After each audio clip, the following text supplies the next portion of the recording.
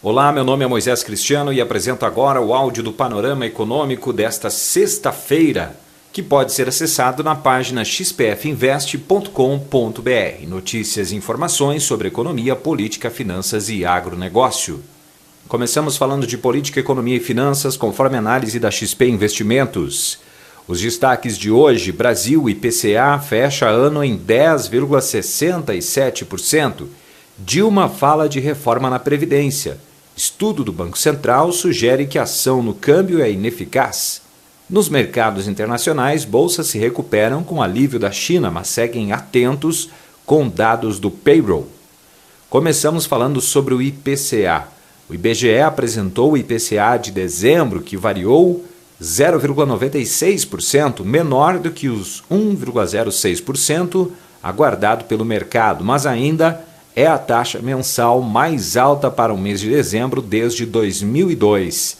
Com esse resultado, o IPCA acumulou alta de 10,67% em 2015 contra 6,41% em 2014.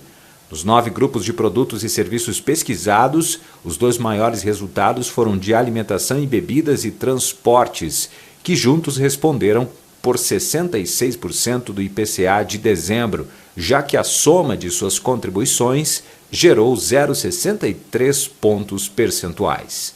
E em café da manhã com jornalistas, a presidente Dilma Rousseff defendeu a redução da inflação para 6,5% em 2016 e insistiu na recriação da CPMF. Dilma disse que o maior erro em 2014 foi não reconhecer a crise das economias externas e o problema interno da seca. Quando falou sobre a Previdência, criticou a idade média no Brasil ser de 55 anos, citou que países desenvolvidos buscam o aumento da idade mínima, mas falou do caminho do 85-95, lembrando que é importante não mexer nos direitos adquiridos. E em estudo do Banco Central sobre os efeitos práticos das intervenções no câmbio, o Banco Central concluiu que operações muito grandes ou muito pequenas podem ser ineficazes. Segundo nota, a instituição diz: podemos concluir que o Banco Central tem capacidade de afetar as condições do mercado e o sentimento dos participantes quando as intervenções são realizadas surpreendendo o mercado e com tamanho adequado, ou seja, intervenções muito grandes ou muito pequenas podem não ter o efeito esperado. O Banco Central diz que os trabalhos para a discussão representam as opiniões dos autores e não refletem necessariamente a visão do banco. De agosto de 2013 até 31 de março de 2014, a instituição ofereceu ao mercado o que ficou conhecido como ração diária nas operações de swap. Nos últimos meses, com exceções, o banco apenas rolou esses contratos. O estudo se apresenta em tempo inoportuno, um dia depois de ter de apresentar a perda de quase 90 bilhões de reais com intervenções no câmbio em 2015. Agora os mercados internacionais. Começamos falando de bolsas. Impactados por uma melhora nos mercados da China, os índices futuros das bolsas de Nova York apontam para uma abertura em alta e as bolsas europeias se recuperam. Ambos os mercados aguardam atentos aos dados do payroll. Na Ásia, as bolsas chinesas fecharam em alta, refletindo a decisão do PBOC, Banco Central da China, orientando o yuan para cima ante o dólar e também com a suspensão do recém-inaugurado sistema de Circuit Breaker. O Xangai Composto subiu 2% após despencar mais de 7% ontem, enquanto o Shenzhen Composto avançou 1,1%. No Japão, no entanto, a Bolsa de Tóquio terminou em baixa pela quinta sessão consecutiva, menos 0,39%, diante do compasso de espera pelos dados do payroll dos Estados Unidos. A Bolsa de Hong Kong avançou 0,59%, a de Seul 0,70%. Na Oceania, as incertezas com a China continuaram a pesar sobre a Bolsa de Sydney e o SP/ASX 200 caiu 0,4%. Agora, indicadores na Alemanha, um resultado negativo. Produção industrial recuou 0,3% na comparação mensal, contrariando a expectativa de analistas de avanço de 0,5%. Na comparação anual, o indicador avançou 0,1% em novembro. A Alemanha informou ainda que teve superávit comercial de 19,7 bilhões de euros, ou 21,4 bilhões de dólares, em novembro, menor que o saldo positivo revisado a 20,6 bilhões de euros de outubro, segundo dados ajustados por fatores sazonais. O resultado ficou abaixo da expectativa de superávit de 20,3 bilhões de euros. Agora, a economia internacional. O presidente do Federal Reserve de Chicago, Charles Evans, afirmou que estima os juros em 1% até o final de 2016, acreditando em uma desaceleração no ritmo da elevação. Para justificar o ritmo menor, Evans citou as incertezas sobre a inflação.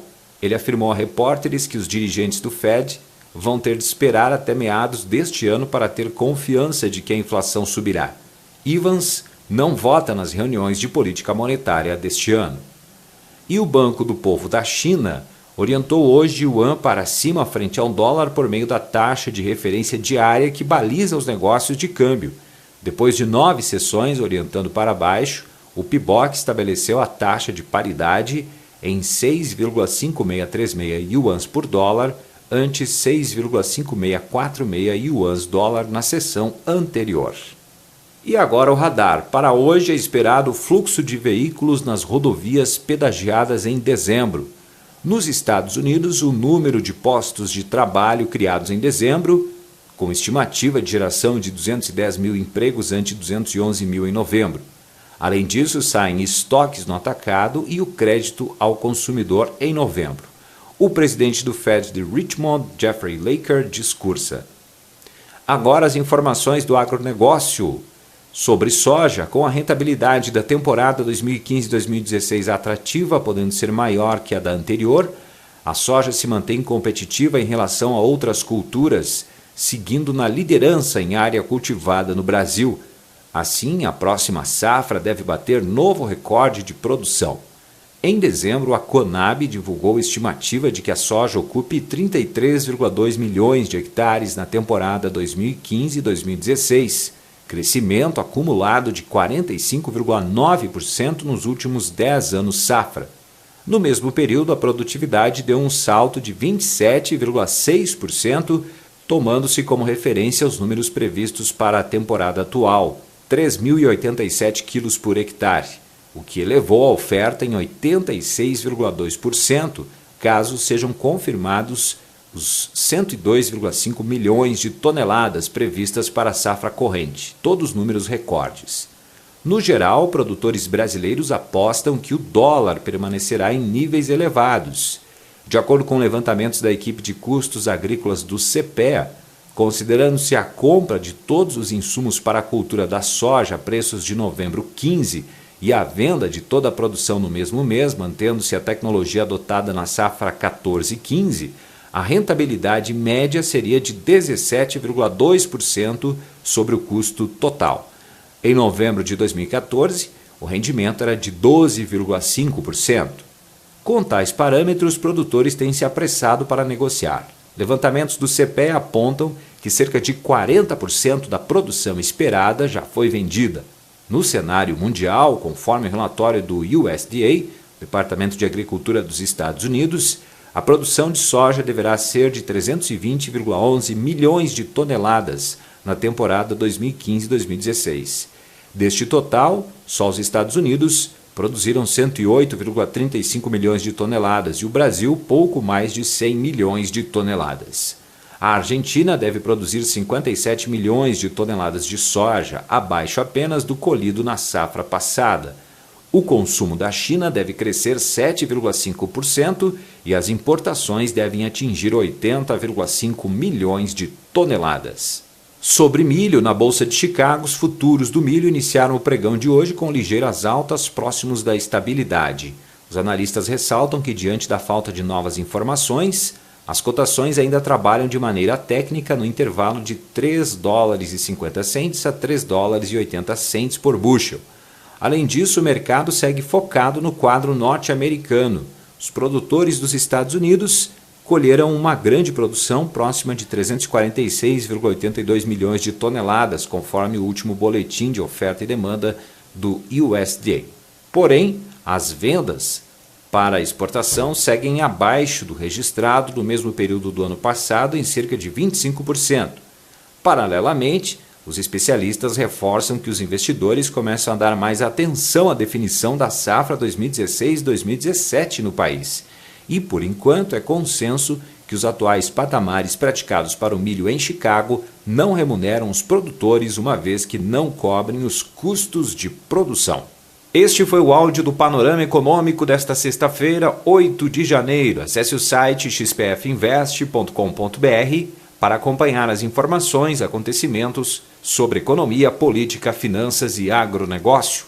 Voltamos segunda-feira. Até mais!